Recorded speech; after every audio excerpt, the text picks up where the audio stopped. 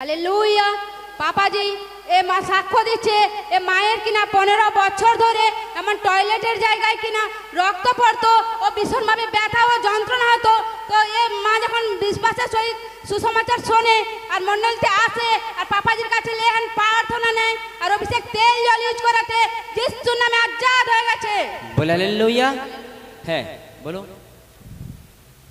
সবাইকে জয় যিশু, মণ্ডলীর সবাইকে জয় যিশু, পাপাকে জয় যিশু।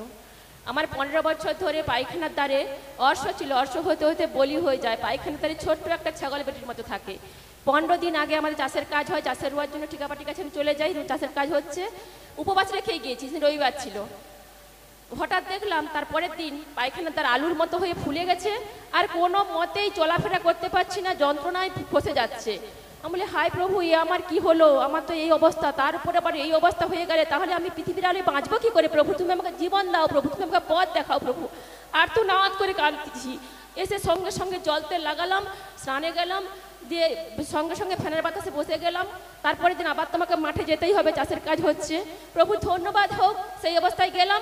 আর সেই 3 দিনের জল তেল লাগাতেই আমার পায়খানাতে যে আলুর মতো হয়ে ফুলে গেছে, চলতে পারছিলাম না, সঙ্গে সঙ্গে গায়েব হয়ে গেল।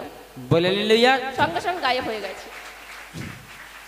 এ বোন বলছে, দিদি বলছে কি টয়লেটের জায়গাতে কি ছিল না, এক কি ছিল, গাঁট ছিল। আর কতদিন ছিল এই গাঁট? 15 বছর ছিল। 15 বছর ধরে কি ছিল? গুপ্ত অঙ্গে অর্থাৎ টয়লেটের জায়গাতে। সেখানে এক গাঁট টাইপের ছিল, গিল্টি ছিল, টিউমার যাকে বলে হয়। আর এখানে আসাতে অভিষেক অয়েল আর জল নিয়ে গেছিল, আর পরমেশ্বর দাসের কাছে প্রার্থনা নিয়েছিল, প্রভু যিশু নামে কি হচ্ছে না, পরমেশ্বর এই বোনকে কি হচ্ছে না, তার জীবন থেকে কি হচ্ছে না, সে গাঁটকে পরমেশ্বর তুলে নিয়েছে, আর অদ্ভুত পরমেশ্বর জীবনে কি হচ্ছে না, খুশি শান্তি দিয়েছে। যত একবার পরমেশ্বর মহিমা করে বলে হালেলুয়া।